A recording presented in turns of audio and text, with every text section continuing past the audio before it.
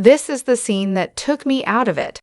Gladiator 2 fight scene gets mixed response from VFX artists for a few key reasons, despite really good CGI work.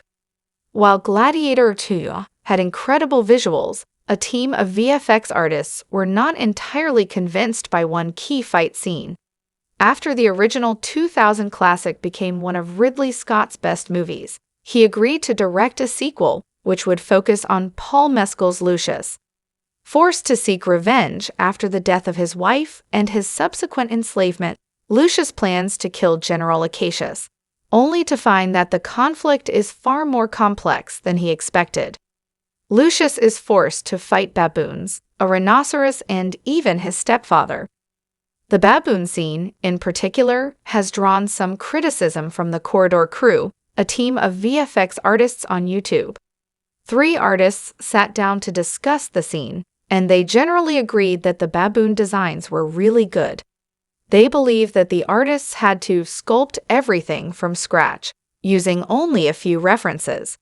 While there was a human dressed in a gray suit to aid with Mescal's movements, the baboon itself was composed of nothing but CGI. Check out artist Ren Weichman's quote below.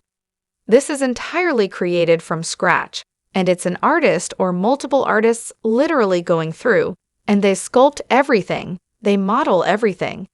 Then you have an additional artist come in and texture everything, and they're painting not just like the colors, but all of like the wrinkles and dimples and pores and all that stuff.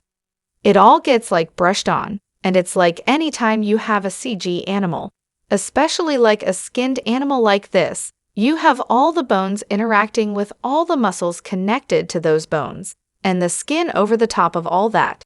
It's just simulation, layers, freaking onion. The monkey designs were practically impeccable, but the artists did find some major flaws in the VFX implementation. Jordan Allen explained that the actual scene itself was impossible because a baboon is significantly stronger than a human.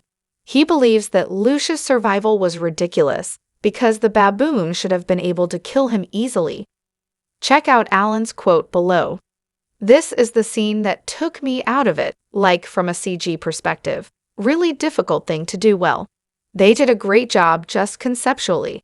Like you're never going to rear naked choke, not even baboons, coked up baboons. A baboon is significantly stronger than a human, way stronger. You're not going to be able to put your hooks in. It's going to wriggle, it's going to eat your soft parts. None of them would be alive right now. Gladiator 2 has struggled to stand out from its predecessor, which remains critically acclaimed decades later. Without Russell Crowe's Maximus, the movie needed to set itself apart without relying on his incredible performance and character work. As a result, Gladiator 2 largely focused on spectacle, leading to chaotic scenes in the Colosseum and several full-scale battle sequences. Lucius was forced to fight in a naval battle against malnourished baboons and even against a man who overthrew the twin emperors. With so much focus on the impressive visual accomplishments of the movie, the VFX work needed to be impeccable. The criticism that the Corridor crew provided is fairly profound and echoed Screen Rant's own Graham Buttman's review, which described the movie as entertaining, though not well-rounded. Lucius could not realistically wrestle a baboon and survive, but the visual spectacle is the main draw of the battle, which is why it remains fairly compelling throughout the fight. The weight distribution may be faulty, but it is possible to suspend disbelief enough to make for a fun examination of human limitations. Still, if the VFX went wrong, there would be little left for a movie that relies on style over substance. Visuals were never the primary issue that led to Gladiator 2's disappointing run at the box office.